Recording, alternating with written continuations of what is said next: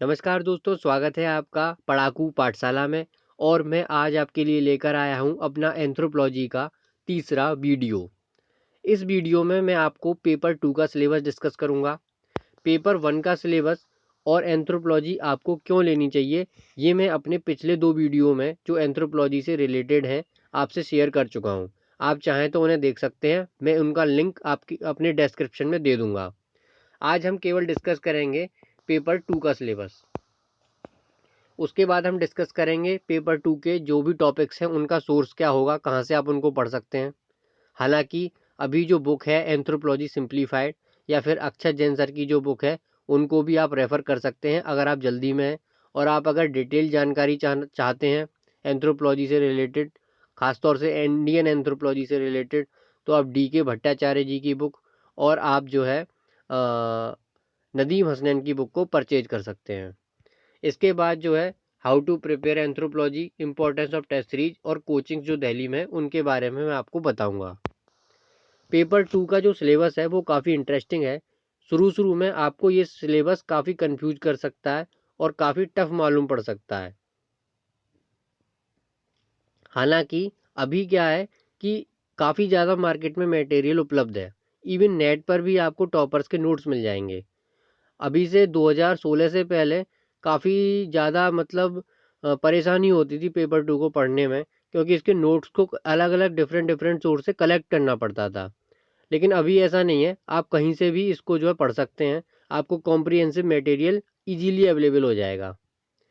तो इसका जो पहला पार्ट है, वो आपका इंडियन प्री हिस्ट्री से रिलेटेड है। बहुत ही इंटरेस्टिंग पार्ट है। इसके क्वेश्चन आपको पेपर 1 में भी देखने को मिल जाएंगे। इसमें आपका इंडस वैली सिविलाइजेशन तक को कवर करता है ये। और ट्राइबल का जो कंट्रीब्यूशन रहा है इंडिया को बनाने में वो भी जो है इसमें कवर होता है। इसके लिए आप मैं चाहूँगा कि डी के भट्टाचार्य की बुक को खरीद सकते हैं या फिर इंडियन एंथ्रोपोलॉजी आती है नदीम हसनैन की और जनरल एंथ्रोपोलॉजी भी, उसमें आप इसको कवर कर सकते हैं। इसका सेट पैटर्न होता है क्वेश्चन लिखने का, जिसमें आप सबसे पहले उसकी एज जो उसका टाइम स्पैन है प्री हिस्ट्री पीरियड का वो लिख सकते हो, जैसे कि पैलियोलिथिक का, मीसोलिथिक का या फिर आपके न्यूलिथिक का। उसमें क्या क्या बदलाव आए ये सब लिख सकते हो आप। क्लाइमेट के बारे में लिखोगे उस टाइम की, टूल्स के बारे में लिखोगे, टूल्स टेक्निक के बारे में लिखोगे, उस टाइम कौन कौन से मानव मौजूद थे इसके बारे में आप लिख सकते हो। और इंडिया के कॉन्टेक्स्ट में आपको जो उससे रिलेटेड साइट्स हैं उनको दर्शाना होगा। जैसे कश्मीर की साइट है, बुर्ज होमो न्यूलिथिक साइट है, जैसे ही इंडस वैली की साइट्स को आपको बताना पड़ेगा। ये काफ़ी इंटरेस्टिंग है और आसानी से आपको याद भी हो जाएगा। इसके बाद जो अगला है टॉपिक वो है आपका इंडियन फॉजिल्स। इसमें केवल 3 ही फॉजिल्स कवर होते हैं, एक रामापिथेकस, शिवापिथेकस और नर्मदा मैन। इसके बाद एथनो आर्कियोलॉजी है, यानी कि जो प्रेजेंट सोसाइटीज़ हैं और जो पुरानी सोसाइटीज़ थी, जो फॉजिल्स थे या फिर मतलब जो प्रिमिटिव सोसाइटीज़ थी, उनसे ये आपको कंपेयर कराने के लिए एथनो आर्कियोलॉजी का कंसेप्ट है। ये काफ़ी इंटरेस्टिंग है और इस पे एक क्वेश्चन भी आया था। जैसे ये हंटिंग, फॉरेजिंग, फिशिंग और पेस्टोरल सोसाइटीज़ लिखी हुई हैं, तो एक बार क्वेश्चन भी पूछा जा चुका है 2019 में, पेस्टोरिज्म इन इंडिया। तो ये आपको आसानी से अवेलेबल हो जाएगा सब। ये वाली वो बुक है, इसको आप जो है परचेज कर सकते हैं। इसके बाद डेमोग्राफिक प्रोफाइल ऑफ इंडिया, बहुत ही इंटरेस्टिंग टॉपिक है, बहुत ही ज़्यादा। इससे आपको इंडिया में कितनी प्रकार के जो है रेशियल डिस्ट्रीब्यूशन पाए जाते हैं ये आपको पता लगेगा। जैसे प्रोटोस्टलॉइड, नॉर्डिक या फिर मेडिटेरेनियन। तो इस तरह से आपको कई सारे जो है और भी डेमोग्राफिक जो प्रोफाइल है इंडिया का, इंडियन पॉपुलेशन का जो डिस्ट्रीब्यूशन है वो आपको देखने को मिलेगा। इसमें जो है आपको रिजले और गुहा का क्लासिफिकेशन ये देखने को मिलेगा। इसके लिए बुक है नदीम हसनैन की, उससे आप इसको पढ़ सकते हैं। इसके बाद जो तीसरा टॉपिक है वो है आपका structure and nature of traditional Indian social system. इस Indian traditional Indian social system में क्या है कि आपको यूपी पीसीएस में तो डायरेक्ट ही क्वेश्चन देखने को मिलते हैं और कभी कभी 10 मार्क्स में वर्णाश्रम, पुरुषार्थ, कर्मा या ऋणा से अलग भी क्वेश्चन पूछा जा सकता है। हालांकि ज़्यादातर question direct Indian social system से रिलेटेड होगा और उसमें आपको यही टॉपिक लिखने होंगे, वर्णाश्रम, पुरुषार्थ, कर्मा, ऋणा और रिवर्थ। इसके बाद जो 3.2 है वो है आपका कास्ट सिस्टम। कास्ट सिस्टम में आप क्या देखते हो कि जो भी आपने कास्ट के बारे में सुना है उसको थोड़ा सा एक सब्जेक्टिव फॉर्म में लिखने की कोशिश करनी है। यानी क्या है कि जो आपने देखा है तो उस पर डिफरेंट डिफरेंट जो एंथ्रोपोलॉजिस्ट हैं उन्होंने वर्क किया हुआ है, उसको आपको यहाँ पे दिखाना है। जैसे बैरियर एल्विन ने क्या वर्क किया हुआ है, एलपी विद्यार्थी ने क्या वर्क किया हुआ है, या सरकार ने क्या वर्क किया हुआ है, तो उन चीज़ों को आपको यहाँ पे दिखाना होगा लिख के।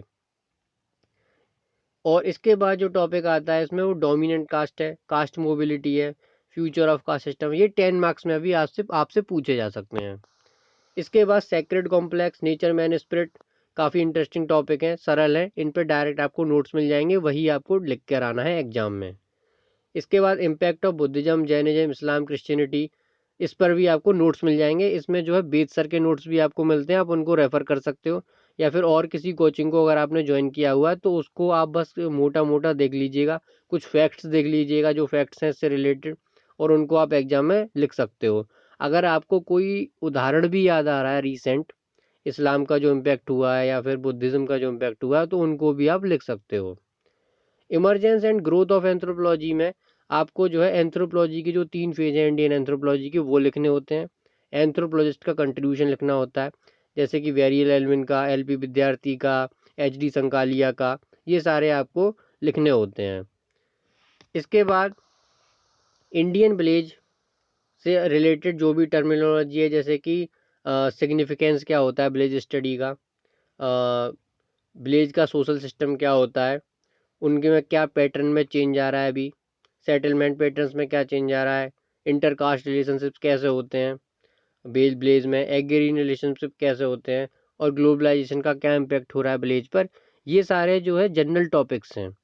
लेकिन अगर आप किसी एंथ्रोपोलॉजिस्ट की स्टडी जब तक आप इसमें नहीं डालेंगे तब तक आपका आंसर जो है अच्छा नहीं बनेगा।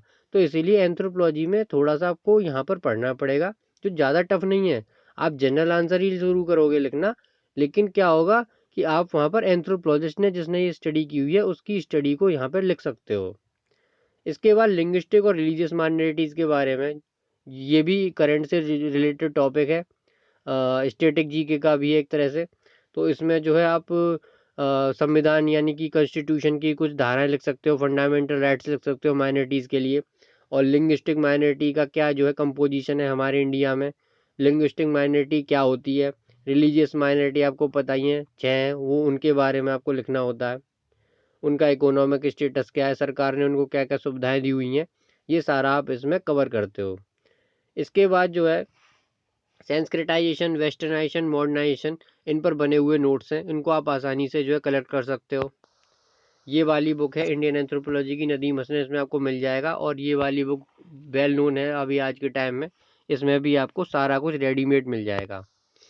इसके बाद ट्राइबल सिचुएशन में आपको जो है जो ट्राइबल्स की बायोजेनेटिक वेरिएबिलिटी है, ये डायरेक्ट टॉपिक्स नहीं है, ज़्यादातर आपसे ट्राइबल की जो सिचुएशन है वही पूछी जाएगी कि उनकी प्रॉब्लम्स क्या होती हैं। जैसे कि ट्राइबल की प्रॉब्लम आपको जनरल भी पता होगा अगर आप जीके पढ़ते हो, लैंड एलिनिएशन है, पॉवर्टी है, इंडेटनेस है, लो लिटरेसी है ट्राइबल्स में, पुअर एजुकेशनल फैसिलिटी है, अनएम्प्लॉयमेंट है, सारी चीज़ें आपको पता ही हैं। इनको थोड़ा सा क्या है कि आप एंथ्रोपोलॉजी के नज़रिए से लिखने की कोशिश करेंगे, जो एंथ्रोपोलॉजिस्ट ने रिसर्च की हुई है या उन्होंने कोई सजेशन दिया हुआ है। इसके लिए मैं आपको कहूँगा कि जाजा कमेटी, XAXA की जो कमेटी है उसकी रिपोर्ट आप परचेज कर लीजिए मार्केट से अगर आप पे समय है तो, और उसको पढ़िए। उसके पॉइंट अगर आप डालेंगे अपने क्वेश्चन जो आंसर कर रहे होंगे उसमें, तो आपको काफ़ी फ़ायदा होगा। इसके बाद जो है डेवलपमेंट प्रोजेक्ट से क्या इम्पैक्ट होता है ट्रैवल पे, ये आपको लिखना है, तो ये इसी से रिलेटेड टॉपिक है। इसके लिए आप ट्रैवल इंडिया की नदीम हसनैन जी की बुक ले लीजिएगा, और ये जाजा कमेटी की जो रिपोर्ट है उसको परचेज कर लीजिएगा, इससे आपको बहुत फ़ायदा होगा। इसका एक एडिशनल सोर्स है जो 2014 की योजना आई थी, 2014 की, शायद फरवरी माह की वो योजना थी, उसको जो है परचेज कर लीजिएगा, या वो आपको नेट पे मिलेगी, वैसे तो मार्केट में शायद ही मिले, नेट पे मिल जाएगी। Problems of exploitation deprivation of schedule caste, यहाँ पे थोड़ा शेड्यूल कास्ट को भी जो है इंक्लूड किया गया है, ओबीसी को भी किया गया है। ये ज़्यादा टफ टॉपिक नहीं है, इसमें मेनली कॉन्स्टिट्यूशनल सेफगार्ड्स ही पूछे जाते हैं आपसे। इसके बाद सोशल चेंज और जो चेंज हो रहे हैं ट्राइबल सोसाइटीज़ में, उस पर भी आपको जो है रेडीमेड नोट्स मिल जाएंगे, और आप अगर डेली न्यूज़पेपर पढ़ते हो तो उसका उदाहरण भी अगर आपको कोई याद आता है तो वो भी डाल सकते हो। और एंथ्रोपोलॉजिस्ट ने कुछ ऐसी स्टडी लिखी हुई है कोई, जो आपको इजीली मार्केट में जो भी एंथ्रोपोलॉजी से रिलेटेड बुक होगी, जैसे नदीम हसनैन की बुक में भी ये सब आपको मिल जाएगा। कंसेप्ट ऑफ एथनिसिटी है इसके बाद जो है ट्राइबल सोसाइटी पे हिंदुज़्म का क्या इम्पैक्ट हुआ, बुद्धिज़्म का, क्रिश्चियनिटी का, इस्लाम का। यूपीपीसीएस में तो ये डायरेक्ट आपसे पूछ लिया जाता है कि impact of हिंदुज़्म on tribal society. तो उसमें जो है आपको सिंपल से जो है हेडिंग डालकर लिखना है कि इम्पैक्ट ऑफ हिंदुज़्म ऑन ट्राइबल। उसमें आपको कुछ जो है सबसे पहले कुछ पॉइंट्स लिखने होंगे कि क्या क्या इम्पैक्ट हुआ है। उसके बाद किस एंथ्रोपोलॉजिस्ट ने ये सब चीज़ें बताई ये बताना होगा, और उससे क्या फ़ायदे हुए, मतलब उसके मेरिट्स और डीमेरिट्स लिखने होते हैं कि हिंदुज़्म का क्या मेरिट हुआ और क्या डीमेरिट हुआ ट्राइबल सोसाइटी पर। और ट्राइबल और नेशन स्टेट, देखिए हमारा देश जिसका नाम भारत है वो एक भरत ट्राइब के नाम पर पड़ा था, और धीरे धीरे फिर वहाँ पर क्या हुआ, राजशाही हुई, धीरे धीरे लोकतंत्र हुआ, एक नेशन बना। छोटे छोटे कबीले थे पहले, कबीले से आज पूरा देश भारत खड़ा हो गया है। तो उसी का यहाँ पे एक उदाहरण देखने को मिलेगा कि ट्राइब से नेशन स्टेट कैसे बनते हैं। इसके बाद आप जैसे जर्मनी का जर्मेनिया ट्राइब थी, उससे देखिए जर्मनी बना था। तो ऐसे ही क्या है, ये आपका नेशन स्टेट होता है। History of administration of tribal areas, इसमें आपका जो है अंग्रेज़ों के टाइम से लेकर और अभी तक जो है क्या क्या डेवलपमेंट हुए हैं, ट्राइबल सब प्लान्स आए हैं, ट्राइबल्स के लिए क्या क्या बेनिफिशियल हुए हैं, ट्राइबल पॉलिसीज आई। इसमें आपकी जो क्रिमिनल ट्राइब्स थी उनको कब घोषित किया गया, कब निकाला गया, ट्राइब्स के लिए जो है अंग्रेज़ों ने क्या रूल बनाए थे, ये सारा इसमें आपको देखने को मिलेगा। पीवीटीजीज जो होते हैं यानी कि प्रिमिटिव ट्राइबल ग्रुप्स, उनके बारे में पढ़ लीजिएगा क्या कंडीशंस होती हैं उनकी। बहुत ही सिंपल है, ज़्यादा टफ नहीं है। रोल ऑफ एनजीओ, इसमें आप जो है न्यूज़पेपर की करंट कटिंग्स वगैरह अगर देखते हो या फिर, तो आपको पता लग जाएगा कि अगर कोई लेटेस्ट आपको एग्जाम्पल मिलता है तो बहुत अच्छी बात है, वरना जो है एंथ्रोपोलॉजी की स्टडीज़ भी हैं और एनजीओ पे जो है आपको रेडीमेड मटेरियल मिल जाएगा। इसके बाद role of anthropology in tribal rural development है, ये एक अप्लाइड एंथ्रोपोलॉजी का पार्ट है, कंट्रीब्यूशन है एंथ्रोपोलॉजी का। तो ये सारी चीज़ें जो है आपको आसानी से मिल जाएंगी अगर आप नेट पर सर्च करते हो या फिर टॉपर्स के नोट्स को देखते हो। तो मैं समझता हूँ कि ज़्यादा कठिनाई नहीं होगी और आपकी समझ में भी आ रहा होगा कि एंथ्रोपोलॉजी एक काफ़ी इंटरेस्टिंग सब्जेक्ट है। इसके बाद मैंने आपको बताया था कि योजना का ये एडिशन ले लीजिएगा ट्राइबल वाला, और लेटेस्ट न्यूज़ आर्टिकल्स भी देखते रहिएगा, ट्राइब से रिलेटेड कोई आ रहा है। और देखिए पेपर 2 ये 2019 का पेपर है, और इसमें आप देखिए किस तरह के क्वेश्चन आते हैं। देखिए रामापिथेकस के बारे में आया हुआ है 10 मार्क्स में, एथनो आर्कियोलॉजी पूछी गई है, तिब्बतो बर्मन ग्रुप लैंग्वेज पूछा गया है, ये वही है जो आप रेशियल डिस्ट्रीब्यूशन में देखेंगे वहाँ पे आएगा। लिंग्विस्टिक वेरिएबिलिटी भी आएगी उसमें। इसके बाद देखिए वर्ण व्यवस्था पूछी गई है, जो मैं आपको बोल रहा था, कर्मा और रीबर्थ वर्ण सिस्टम पूछा गया है, डायरेक्ट पूछा गया है। जजमानी देखिए डायरेक्ट पूछी गई है, अभी उसका जो है कंटेम्प्रेरी मार्केट इकोनॉमी के उसमें उससे रिलेट करके उन्होंने पूछा हुआ है, तो आप बता सकते हैं आसानी से। और ये प्री हिस्ट्री में सोन वैली पूछी गई है। तो ये सारे के सारे जो क्वेश्चन हैं ये बिल्कुल आपके जो है बौद्ध धर्म का प्रभाव पूछा गया है। ये सारे क्वेश्चन जो है आपके सिलेबस से उठ के आए हैं और इन पर आपको आसानी से मटेरियल मिल जाएगा। तो इसीलिए पेपर 2 कोई ज़्यादा टफ नहीं है एंथ्रोपोलॉजी का, आप आसानी से इसको पढ़ सकते हैं। सामाजिक जीवन में गांव में जो है मीडिया का क्या रोल है, तो इन सब क्वेश्चंस को आप आसानी से अटेम्प्ट कर सकते हैं। ये देख लीजिए पेपर है 2019 का, इसमें देखिए न्यूलिथिक साइट्स के बारे में पूछा गया है, और कम्युनलिज्म में जो मैं 9.3 टॉपिक है उसके बारे में पूछा गया है 10 मार्क्स में। तो ये सारे के सारे क्वेश्चन आप देखेंगे। रोल ऑफ एनजीओ पूछा गया है ट्राइबल डेवलपमेंट में, तो इसका क्रिटिकल डिस्कशन आप आसानी से अगर आप जीएस भी पढ़ते होगे तो भी दे सकते हो। तो अब हम देखते हैं कि जो है टेस्ट सीरीज कितने मायने रखती है। तो मेरा ओपिनियन यहाँ पे यही है कि आप कोई ना कोई टेस्ट सीरीज ज्वाइन कर लीजिएगा। टेस्ट सीरीज ज्वाइन करने से क्या होता है कि आपको एक तो लिखने का कॉन्फिडेंस आता है, आप जो छोटी छोटी सिली मिस्टेक्स करेंगे सेंटेंस में, तो ऐसी टेस्ट सीरीज जिसमें अच्छे से कॉपी जांची जाती है, तो वहाँ पे वो आपकी सिली मिस्टेक्स को पकड़ लेंगे, इससे आपको इम्प्रूवमेंट ही होगा। आप अगर मतलब टेस्ट सीरीज नहीं लिखना चाहते हैं, आपकी तैयारी नहीं हो पाई है, तो आप जो है जैसे इंजीनियरिंग में होंगे या फिर आप जो भी ग्रेजुएट डिप्लोमा कर रहे होगे, जो भी करके आप आए हो, तो वहाँ पे आप सोचो कि वहाँ आप किस तरह से पढ़ते थे। कई कई बार आप एक रात पढ़ के भी पेपर दे आते थे। तो आप टेस्ट सीरीज को कभी कभी जब आपके पास टाइम नहीं है तो 1 या 2 दिन जो भी टॉपिक आपको दिया गया है टेस्ट सीरीज में, उसको 1 या 2 दिन में आप उसी तरह से पढ़िए पूरे टाइम, और आप बस जाके क्वेश्चन पेपर को लिख के आइए। कोचिंग में आप क्वेश्चन पेपर को लिख के आइए बस। अगर आपको नहीं भी है, टाइम भी नहीं है, कुछ भी नहीं है, तो भी आप अटेम्प्ट करके आइए एक बार क्वेश्चन पेपर को। इससे आपको टाइम मैनेजमेंट भी करना आएगा, और जो फैक्ट्स हैं, जब आप किसी क्वेश्चन को लिखोगे तो उसमें फैक्ट मिस करोगे, वो जो आपकी कॉपी जांच रहा होगा वो उस फैक्ट को बताएगा, तो वो आपको सदा के लिए फैक्ट याद रहेगा। इसलिए टेस्ट सीरीज की बहुत ज़्यादा इंपॉर्टेंस है। हाँ, मैं ये कहूँगा कि टेस्ट सीरीज को थोड़ा वाइजली आप ज्वाइन कीजिएगा, क्योंकि कई सारे जो कोचिंग वाले हैं वो ढंग से कॉपी जांचते नहीं हैं, और उससे क्या होता है कि वो आपकी चीज़ों को पकड़ते भी नहीं हैं। वो बेकार में जो है आपको डिमोटिवेट करने के लिए या अपनी कोचिंग को ज्वाइन कराने के लिए उल्टी सीधी कमियां निकालते हैं। ऐसा हो सकता है, मैं हालांकि यहाँ किसी का नाम नहीं लेना चाहूँगा, पर आप थोड़ा सा पता कर कर ये मैं यहाँ पे बोल नहीं सकता इन चीज़ों को, तो इसलिए पता कर कर ही आप इसको ज्वाइन कीजिएगा। इसके बाद टेस्ट सीरीज से क्या होता है कि किसी भी सब्जेक्ट की आपको ज़्यादा क्लियरिटी आती है।